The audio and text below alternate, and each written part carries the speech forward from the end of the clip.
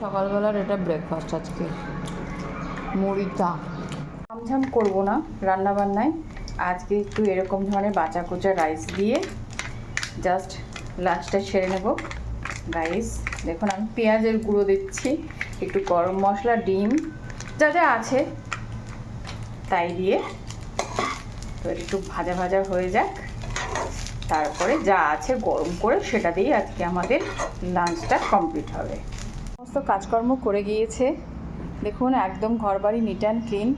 আর লাঞ্চের টেবিল সাজিয়ে দিয়েছি, কালকের ভাত ছিল সেটাকে ফ্রাইড রাইস করে নিয়েছি, লাউ ঘন্ট রয়েছে, এখানে মাটন রয়েছে, মাটন মানে প্রেশার কুকার মাটন এপার বাংলায় যেটা খেয়েছিলাম, আর কই মাছ রয়েছে একটা, খেয়ে নেব। আর হচ্ছে শাক ভাজা। আজকে কিন্তু একটা অসাধারণ জায়গায় যেতে চলেছি, দেখতে থাকুন, সাথে থাকুন। ভিডিওটা ভালো লাগলে অতি অবশ্যই লাইক শেয়ার সাবস্ক্রাইব করে চ্যানেলের সাথে থাকবেন, পাশে থাকবেন। টাটা। লাঞ্চটা করে নিই, প্রচণ্ড খিদে পেয়ে গেছে। টাটা। কুচা ভাত দিয়ে আর কালকের লাউ ছেঁচকি দিয়ে খেয়ে দেখি বন্ধুরা কেমন লাগে। দেখুন ভাত ভাজা, এই যে ও